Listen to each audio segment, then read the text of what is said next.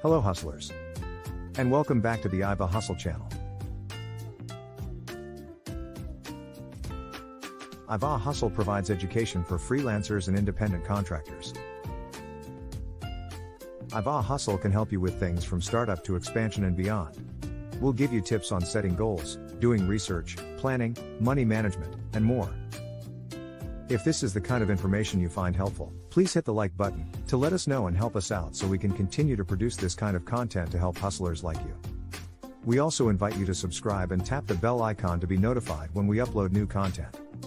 And definitely share it on your social media to help get the messages out to others seeking the information we provide. In today's economy, you should remember, IVA Hustle, do you? Then act on it. Welcome back hustlers. In this episode we are going to talk about the 5 cost-effective methods to start your freelance business. One of the primary reasons people put off beginning their own enterprises is the worry that they will require hundreds of thousands of dollars in initial funding. Brick-and-mortar businesses that require a physical location and/or inventory sometimes have very high startup costs because of these requirements. When beginning a service-based business online and operating it from the convenience of your own home, however, the startup costs are rather modest. When starting your new business, the following are 5 tactics that can help you control your spending. Number 1. Make an investment in a domain name. Because a website is an essential component of every company's internet presence, it is important to make an investment in a premium domain. Steer clear of platforms that offer free domains because your site will end up looking like www.mynewbiz.wordpress.com, which is amateurish and appears to be low cost. Rather than wasting $15 on anything pointless, purchase www.mynewbiz.com. Number 2. Make a price comparison for site hosting. The web hosting packages that you will invariably be provided with by domain registrars are not generally the most cost-effective options. Make some inquiries, check out some reviews, and do some basic research on the internet.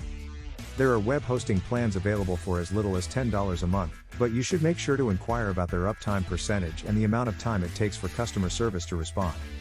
In the event that your site is facing an emergency, you do not want to be required to wait for a response for several days. Number 3. Invest in an email autoresponder service. An opt-in box on your website allows people to provide their email addresses, and you can collect those addresses using a service called an autoresponder. Offer a value-laced freebie in exchange for the person's email address. This serves as a good incentive, and it also demonstrates your talents and knowledge. Remember that certain email autoresponder providers are free to use up until the point at which you reach a predetermined number of list subscribers. Others don't cost anything and are contingent on the number of emails you send in a given month. It is important to conduct in-depth research because free platforms often have a greater number of laws and limits to adhere to.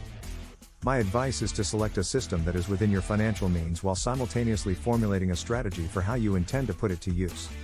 Growing your list should be an ongoing effort so that you can maintain open lines of communication with both potential customers and existing ones.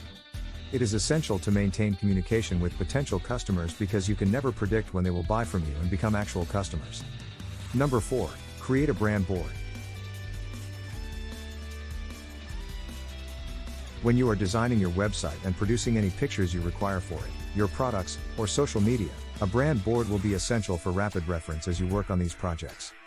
You can save colors, typefaces, photos, and textures that speak to you and convey the image you want for your firm by using Pinterest.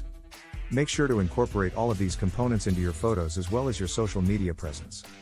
Number 5. Allocate the maximum amount of money in the budget for the purchase of updated equipment.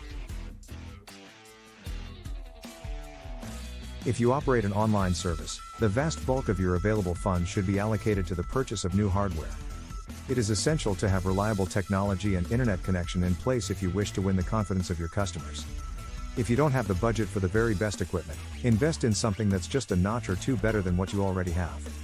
It is terrible that computers and other electrical gadgets are not inexpensive, but if you invest the money on quality brands, then possibly they will last a long time, and you won't have to worry about that expense for a few years at the very least. There is no doubt that it is possible to begin a client-based service organization on a little budget. Work diligently and don't spend time seeking for your first customers if you want to return your first investments as quickly as possible. These steps are merely the beginning of the expansion of your business. If you want to bypass the step of learning by doing, we recommend that you have a look at the newest course, which is titled Full-Time to Freelancer: Create, Launch, and Book Out Your Services in 30 Days. It is true that 30 days is a small amount of time, but you can complete the program if you schedule time every day to focus on the activities and the lessons. This self-study course consists of 4 separate lessons, each of which can be completed whenever it is convenient for you. Each session is accompanied by a workbook that contains assignments and checklists designed to assist you in maintaining your forward momentum. Imagine handing your notice and then starting your own business 30 days after that. Check the description box below for a link to grab this latest course. Well, that's it for this episode. Want to learn more about how you can start your own freelance business?